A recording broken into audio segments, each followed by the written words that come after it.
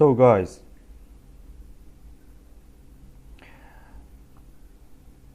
now I am sharing my screen with you. Do you all see this? We are working on part C of example 1. After finishing this, we're going to move to example 2, for which I haven't sent the Word file to you at the moment.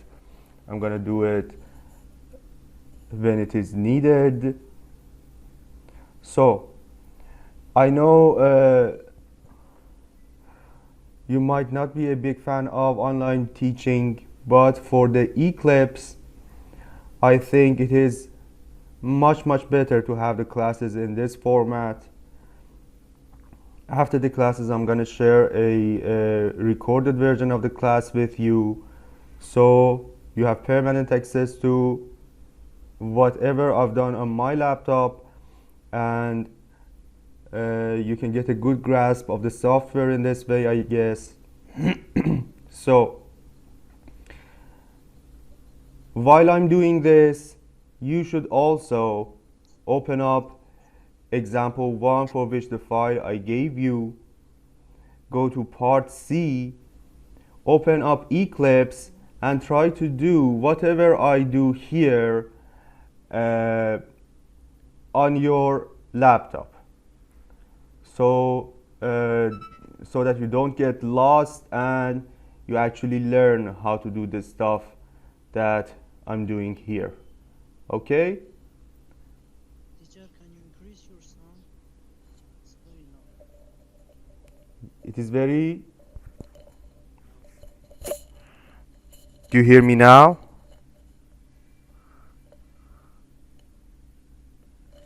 Yeah? Yeah.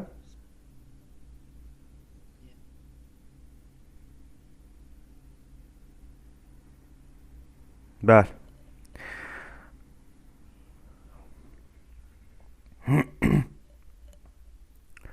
So guys, One of what? the students told me that they don't have electricity, so they can't turn on their laptop.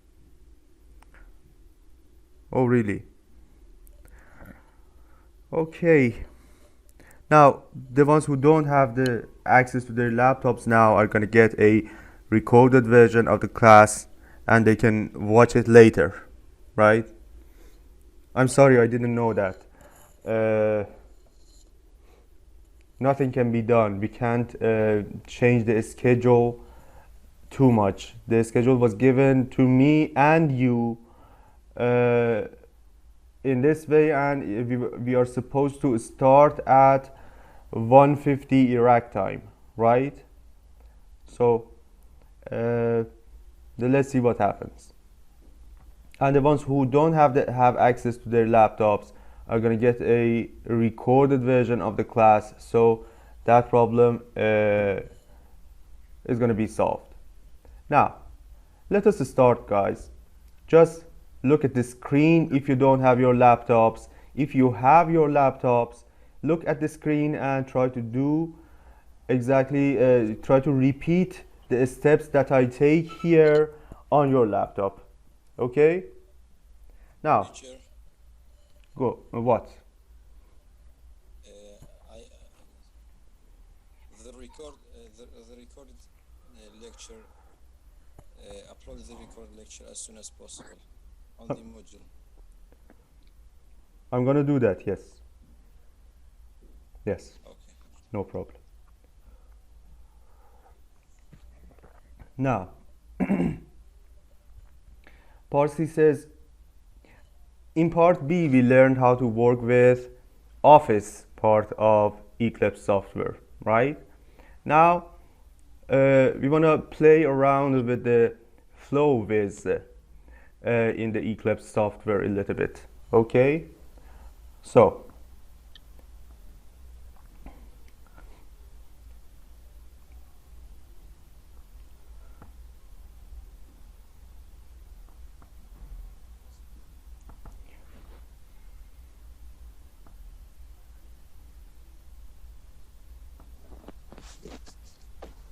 Now I'm going to share the screen for my software with you.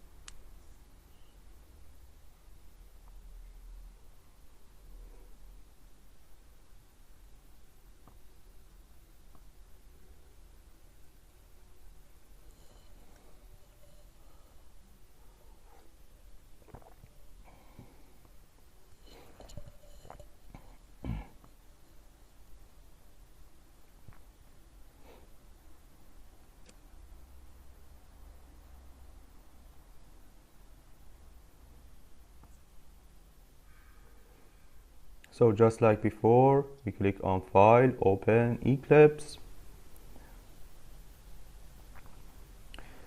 We go to the folder in which we've stored the results of our simulation and try to find the file egrid or grid.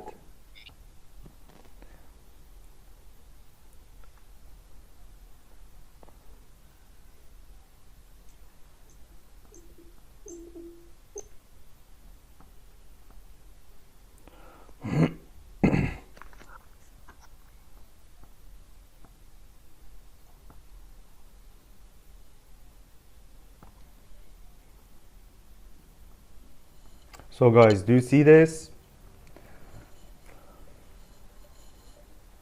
Yeah. We very well. We have opened up the reservoir that we simulated in example 1 in flow with, right? Now we want to play around with it a little according to what is written in the example 1 text that I've given you. It says our reservoir model should appear in the main window. The two rightmost icons below the menu, +Z and -Z, are used to change the magnification in the Z direction. Click +Z a couple of times and notice the change. Okay? So, these buttons +Z and -Z are used for magnification and the opposite. Why do we have dedicated buttons to this below the menu? Why do we have buttons dedicated to this? Because in the reservoirs that we simulate, usually the thickness of the layers is a very small number in comparison to the width and length of the matrix blocks. Okay, and in order to get a good look at each matrix block, it is preferable for us to have the ability to magnify the reservoir vertically. So if you click on the +Z button a couple of times, you see that the layers of the simulated reservoir are getting thicker and thicker. But this doesn't mean that the actual thickness of the layers are increased. This is just a magnification to help you better visualize the reservoir that you've simulated. Yes? Okay, next it says check that the mouse pointer is hand shaped. Hold left mouse button while moving the mouse and it rotates the model in 3D window. Pressing the shift key in addition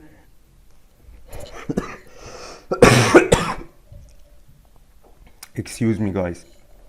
Pressing the shift key in addition will remove the model. Will move the model. Teacher, So how we can open this file? it is written in the Word file that I've given you. And we have done this a couple of times before. You go to the Eclipse, FlowWiz, run it, and choose the egret file in the simulation folder. Okay? Okay. Very well. Now guys, when the pointer in the FlowWiz is shaped like this hand, you can use it to rotate your model in every way that you want. Okay?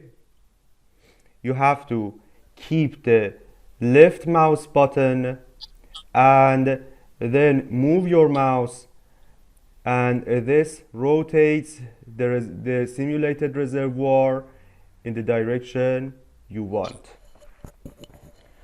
Now, if you keep the left mouse button and the shift key, you see the pointer changes to a hand. And now when you move your mouse, it shifts the position of the simulated model, right?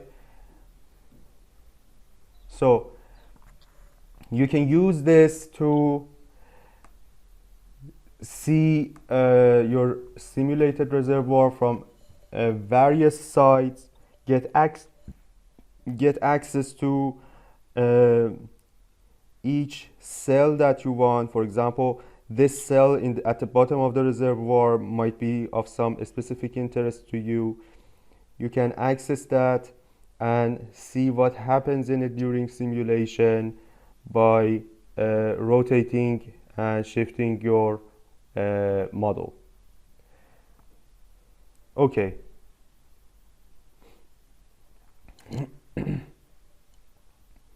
Then the practice says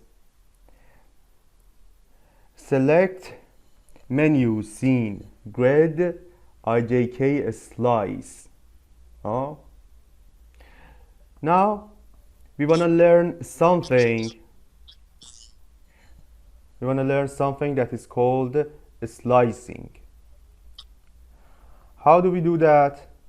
How do we do the slicing? Before, let me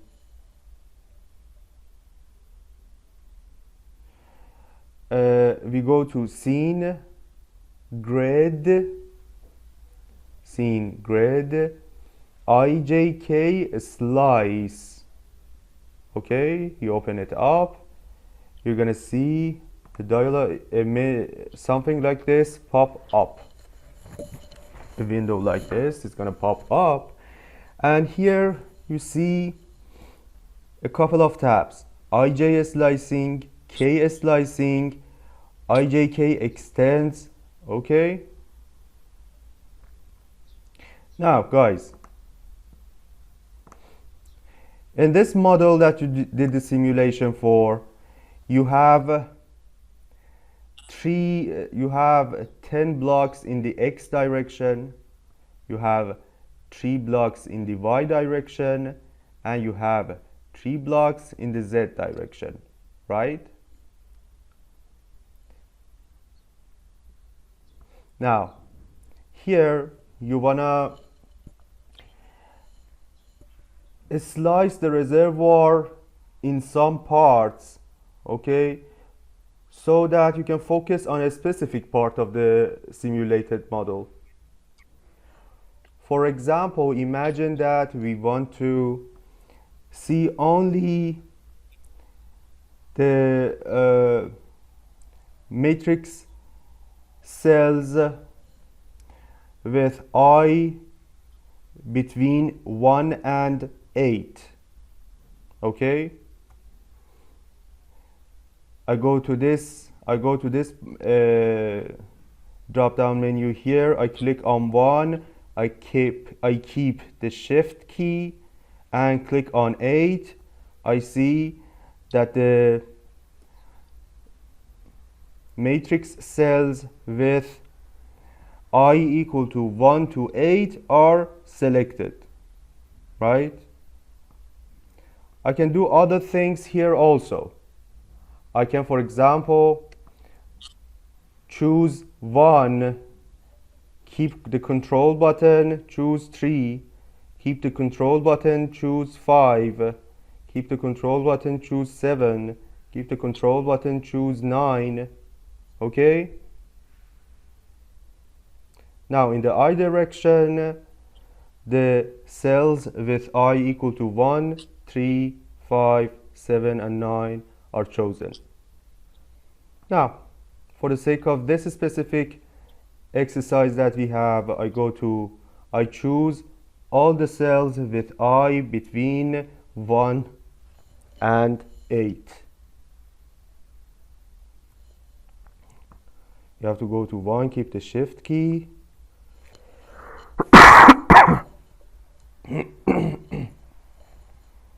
Now, in the J direction, which is the direction for Y, you see here we have the x-axis, the I component of the cells are measured with respect to this axis. J components of the cells are measured with respect to this axis, and Z components are measured with respect to this axis that you see down below. Now, let's go back to IJK slicing.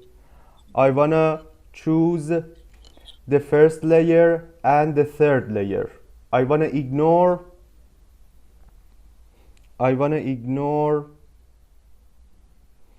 the layer in between. Okay, so let's go to the exercise. It says select J equal to 2. Okay, so we go back and select J equal to 2.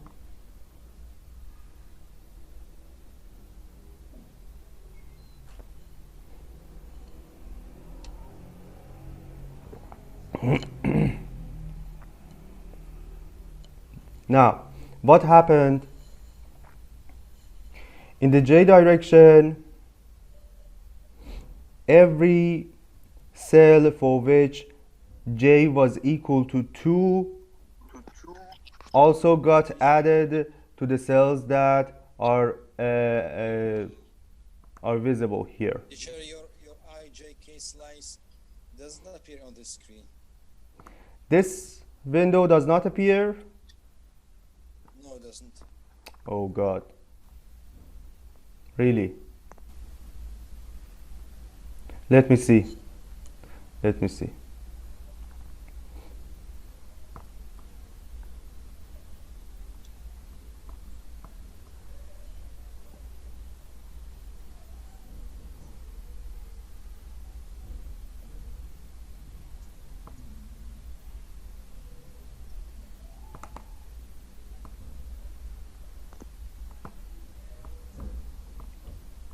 Now you see it? Yeah? Yes. Yes. That is very unfortunate. But in the recorded version, you're gonna see everything. So guys, now in the J direction, I chose 2. And that means that every cell for which J is equal to 2 is getting added to the already selected cells. Okay? and these conditions that we set here are gonna be considered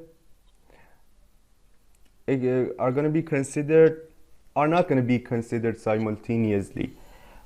So when we choose the cells for which I spans between 1 and 8, and then we choose cells for which j is equal to 2, in the flow with section we're going to see cells for which I is between 1 and 8, or j is equal to 2.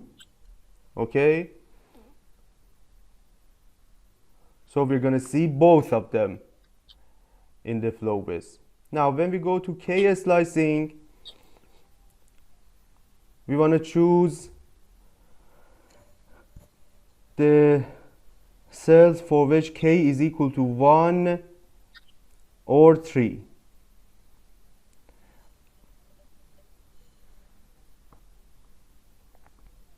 Okay, now I'm gonna go share the main window with you. When we do that, the result is gonna be something like this. Do you see this, guys?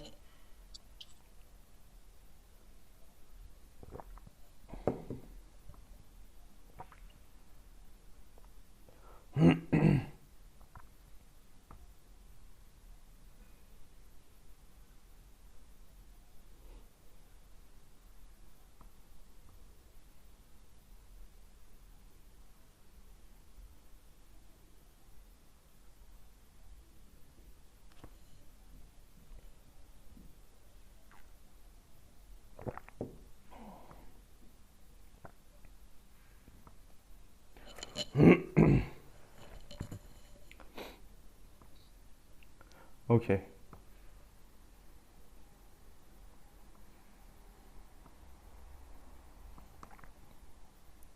Now it says select menu, scene, grid, and property.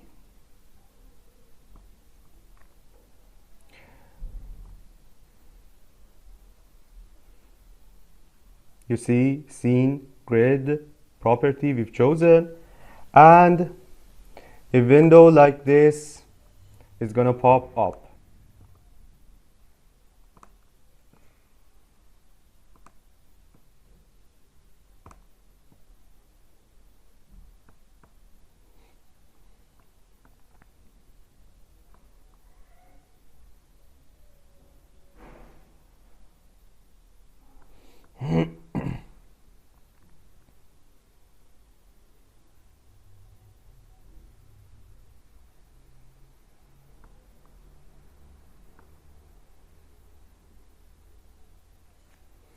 So Doctor, we don't show the yeah, window. I'm gonna share it with you now.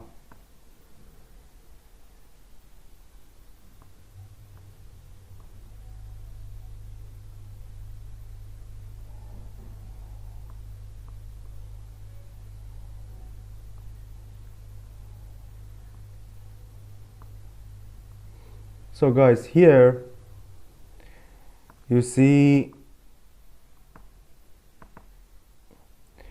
two sets of properties. Yes, initial properties and recurrent properties. Okay, and for example here we go to the initial tab and we choose depth. Okay, choose depth and then close this window,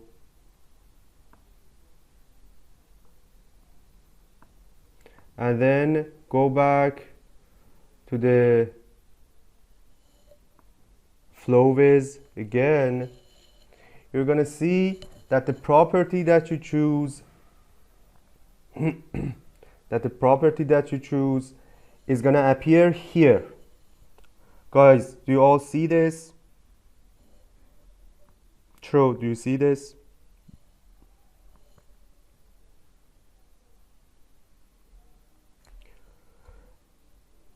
Now, this depth here, according to the data that is being shown in the flow with, spans from 5,025 feet up to 5,125 feet, right? So the cells with the color blue have the lowest depth, and the cells with color red have the deepest depth, right? And you can use this tab property to investigate every property of the simulated reservoir that you want. For example, we choose porosity. This is a very good property to investigate. I chose porosity, and I go back to the flow with, and I see that the porosity varies from 18% to 30%, meaning the top layer has a porosity of around 30% because it is red, and the bottom layer has a porosity of around 18%, right? The bottom layer is blue. On this bar I see blue is porosity, the lower porosity around 18%. So this is the information that I can get about the simulated reservoir using the scene grid property tab. I can investigate these properties, all of these properties that you see here, for every cell of the reservoir that I've simulated. And you can also do the same for this other set of properties, which are the recurrent properties. If under the property tab I go to recurrent, I see another set of properties here also. If I choose pressure, for example, then I go back to flow with, I see that in the beginning all the cells in the simulated reservoir are red, meaning all of them have a pressure around 4800 psi, and that is our initial pressure. But the difference between the initial properties and the recurrent properties is that for the recurrent properties,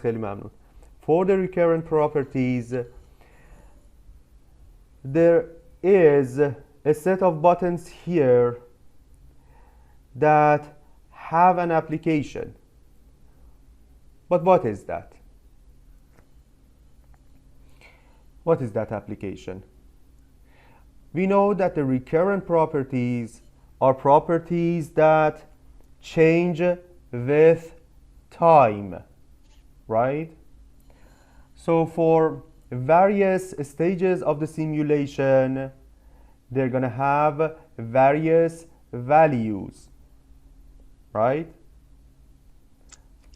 So by the progression of the time steps, the values of these recurrent properties are going to change.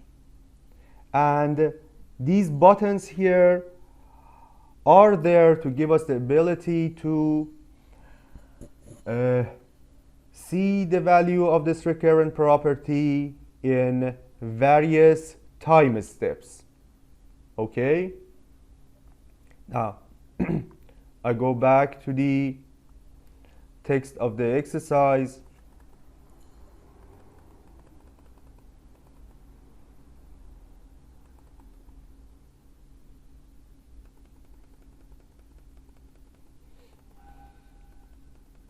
So guys, the time of the meeting is about over. Okay, I'm gonna finish this meeting right now, and I'm gonna send you another Zoom link for the second part of the our meeting. Okay. Okay.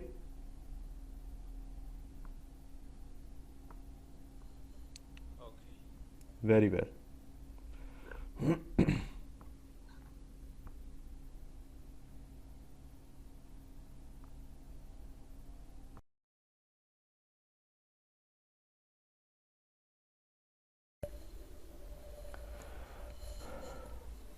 So guys, as the exercise says, I click on this play button, and let's see what happens.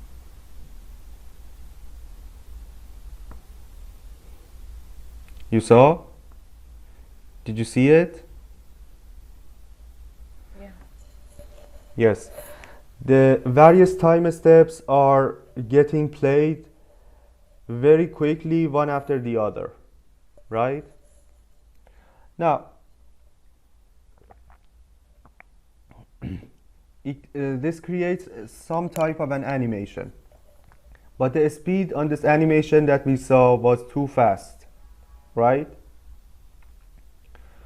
So how can we control it? How can we control the speed of this animation? Guys,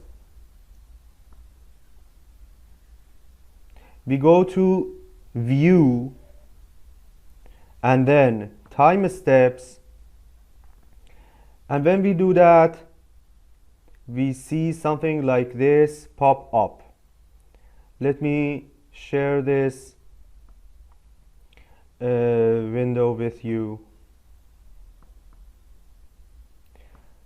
So after you go to the view and then to the time steps, you're gonna see something like this. Okay? Now here, if we go to the options and then we set this animation delay from 0 to 0.5 and apply it, and click the close and click the close, and then we go back to FlowWiz and click the play button again. We see that the time steps are getting played back to back, but the time in between them, the delay in between them has increased, meaning the speed of the animation is reduced and it is more understandable now. You see? Now, if you go to the view once again, time steps, options, no, time steps, and click on this circulation animation and close it. After you click on the play button, you see that the animation that plays here is on a repeat, right? So when we go to the last time step, then the animation plays the first time step automatically, right? So you see how the pressure changes in the reservoir continuously. Okay,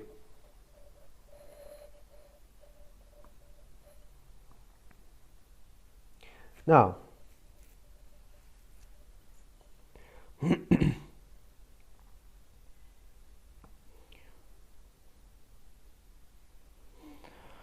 so guys, as the exercise says, this was only the very basics of how to work with FlowWiz and how to work with Office.